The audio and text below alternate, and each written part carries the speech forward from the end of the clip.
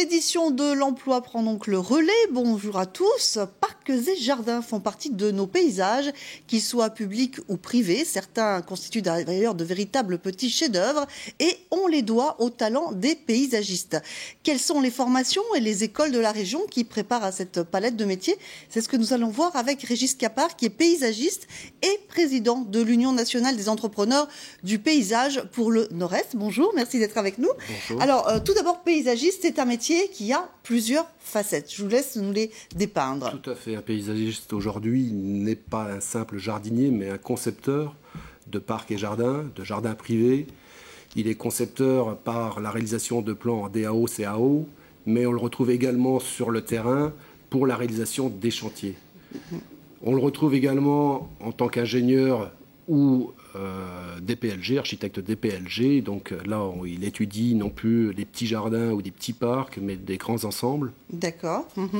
Sur le terrain, on va les rencontrer pour la réalisation des plantations, mais également des engazonnements, de la maçonnerie paysagère, de l'éclairage d'ambiance, de la piscine traditionnelle, mais également le bassin de baignade, le système d'arrosage intégré. Donc on couvre l'ensemble du jardin autour d'une maison. D'accord, effectivement, ça donne vraiment un éclairage. Un éventail très très large. Tout à fait. Alors, combien vous êtes sur le Nord-Est? Sur le Nord-Est, on est à peu près 570 entreprises. D'accord. 570 entreprises, je ne compte pas les auto-entrepreneurs qui ne font pas partie des paysagistes.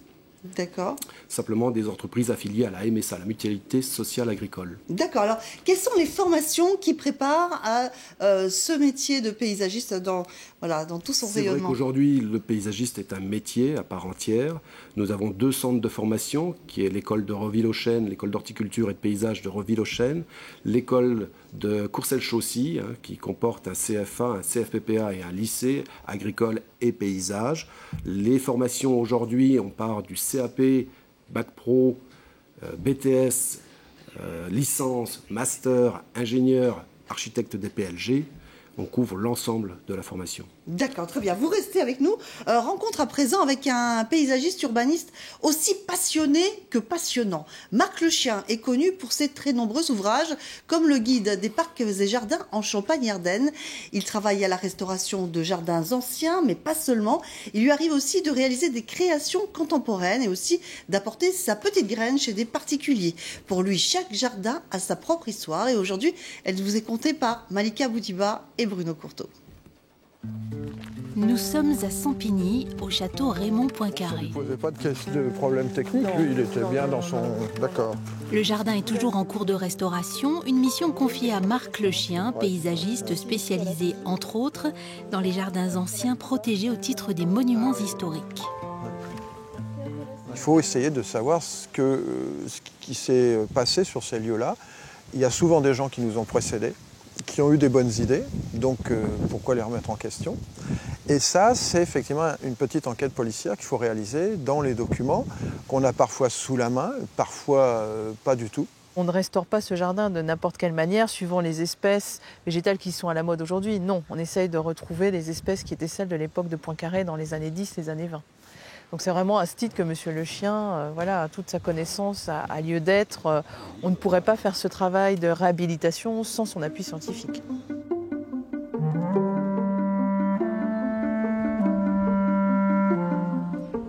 Pour moi, un jardin, c'est construit comme un roman, comme n'importe quelle œuvre d'ailleurs. Il y a une structure sous-jacente qui n'est pas forcément évidente, notamment pour le grand public.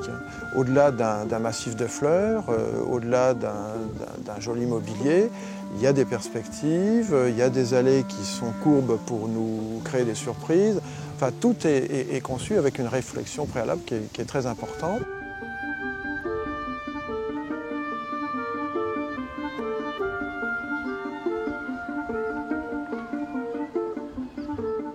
Quand on est dans une création, c'est autre chose. On va prendre des informations sur le lieu, mais aussi auprès du propriétaire. Je crois que c'est très important, en tout cas moi j'y tiens beaucoup. Je ne suis jamais là pour faire mon jardin chez les autres, mais essayer de proposer aux gens un jardin qui leur ressemble, donc avec lequel ils vont se sentir en affinité, avec lequel ils vont bien vivre. Le paysagiste est un architecte du verre. Il peut aussi accompagner le jardin dans son évolution. Il est en plus chef d'orchestre en faisant intervenir différentes professions, des savoir-faire parfois très rares. Pour ce jardin, par exemple, il a fallu faire appel à un rocailleur. Marc Lechien, quant à lui, est un paysagiste, poète et philosophe. On peut dire que c'est un métier où on peut gagner sa vie, mais ce n'est pas un métier où on va gagner de l'argent. Rester ajusté à soi-même et bien choisir quelque chose qu'on aime faire. Avec passion, ça veut dire que de temps en temps, on est payé par sa passion et on accepte d'être moins payé financièrement.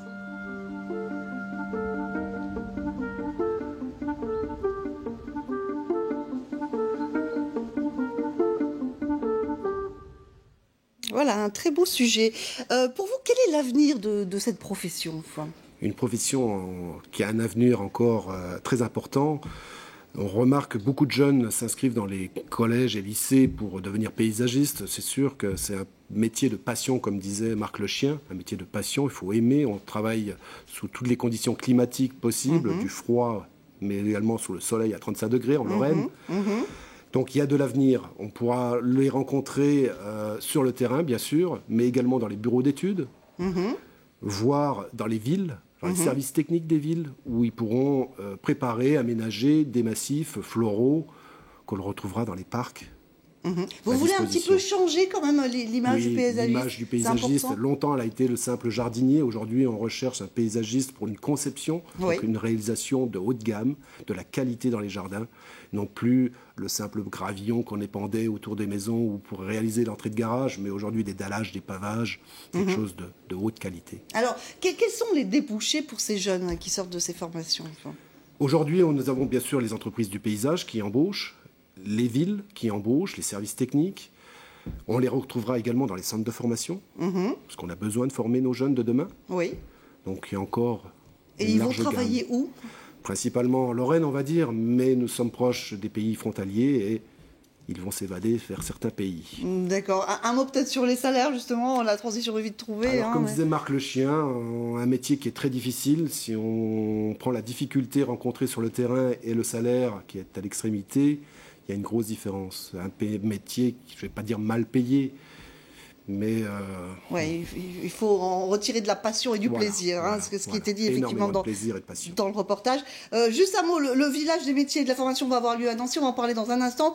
Ça commence demain, vous y serez sur ce salon. sera présent sur ce salon, accompagné bien sûr de l'école de Reville-aux-Chênes et de Courcelles-Chaussy qu'on accompagnera et qu'on rencontrera les jeunes. D'accord, très bien. Merci beaucoup Yves Capard d'être venu aujourd'hui sur notre plateau.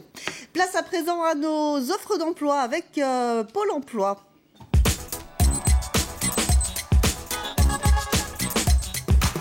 Et ces offres qui nous ont donc été communiquées par Pôle emploi, un poste de gestionnaire de paye en CDI à Épinal.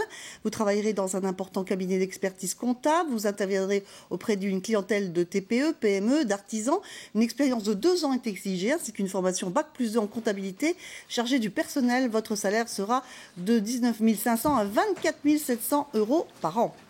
Autre poste, cette fois-ci, tourneur-fraiseur en CDI à Metz. Vous interviendrez dans une équipe de production d'une PME qui fabrique des pièces électromécaniques. Vous avez des connaissances, des tours et fraiseuses. Les heures de travail seront réparties sur 4 jours et demi, du lundi au vendredi.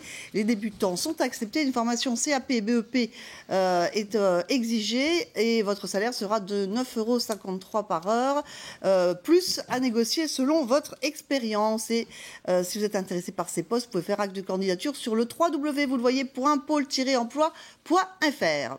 Coup d'envoi donc demain de la 6e édition du Village des métiers. Il se tiendra au Parc des Expositions de Nancy avec comme cible les métiers d'avenir. Pour en savoir plus, nous recevons Sophie Charpentier qui est directrice du pôle formation au Conseil régional de Lorraine. Bonjour, merci d'être avec nous. Alors tout d'abord, quelles sont les vocations de ce village ? Le village a pour objectif de donner la bonne information à l'ensemble des Lorrains. Il cible en fait la famille lorraine puisque sur le même lieu, on trouve une présentation de métiers, les formations pour y accéder, des rencontres avec des entreprises. C'est un panel assez large de partenaires qui viennent présenter leur métier. parce qu'en fait, on se rend compte que beaucoup de formations professionnelles n'ont plus l'attractivité d'antan, dirons-nous, parce que les métiers sont mal connus, peu connus, ou enfin, ont souvent une image très négative. Donc en fait, l'idée du village, ce n'est pas de montrer les formations, mais bien de montrer les gestes professionnels, d'expliquer les métiers. D'ailleurs, les CFA, lycées et autres organismes de formation qui seront présents ne feront pas de, entre guillemets, pub pour leur structure, pour leur établissement, mais vraiment montreront ce qu'est vraiment le métier qu'ils exercent ou qu'ils vont exercer, parce que nous aurons des apprentis, des jeunes lycéens qui ont déjà une expérience dans le métier qu'ils vont faire. Dans la branche, d'accord. Voilà. Alors c'est la 6e édition, elle met à l'honneur des secteurs qui ont fait d'ailleurs la renommée de notre région. Hein. Oui, effectivement.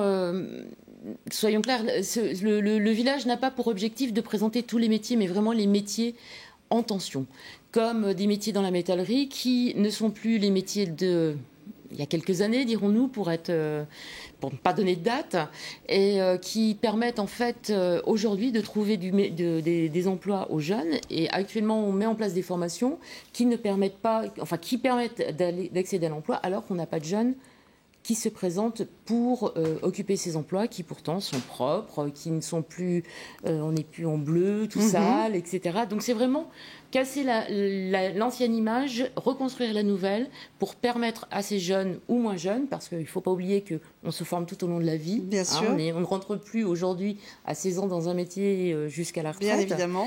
Donc l'idée, c'est vraiment de montrer à tous les Lorrains, c'est pour ça qu'on parle de la famille lorraine, les métiers sur lesquels ils peuvent rebondir pour être le mieux possible dans leur poste. D'accord. On va préciser que ça dure plusieurs jours. Hein. Oui. Vous allez nous redonner exactement les dates. C'est donc tout le week-end. Oui, c'est le vendredi, samedi et dimanche. Voilà. Et vous attendez combien de visiteurs? Parce que souvent, voilà, vous avez quand même beaucoup de personnes qui viennent vous voir. Oui, alors c'est très aléatoire. Ça dépend de la météo, ça dépend de beaucoup d'éléments qui nous échappent. Mais généralement, le moins qu'on ait eu, c'est 15 000 personnes. Le plus, c'est 22 000. Donc, bon, on verra. Mais c'est vrai que ça fait 2 fois qu'on fait sur 3 jours, ce qui permet aux collégiens et aux lycéens de venir accompagnés de leurs enseignants, de faire un pré-repérage et de revenir le week-end après avec les parents. Ça, c'est quelque chose qui fonctionne très très bien. Très bien, eh bien, merci beaucoup Sophie Charpentier. On vous souhaite encore un beau succès pour donc cette 6e édition. Merci beaucoup d'être venue nous en parler sur ce plateau. Merci à vous tous de nous avoir suivis. Bien sûr, Lorraine Matin continue avec bien sûr le Flash Info. Je vous souhaite de passer une très très belle journée.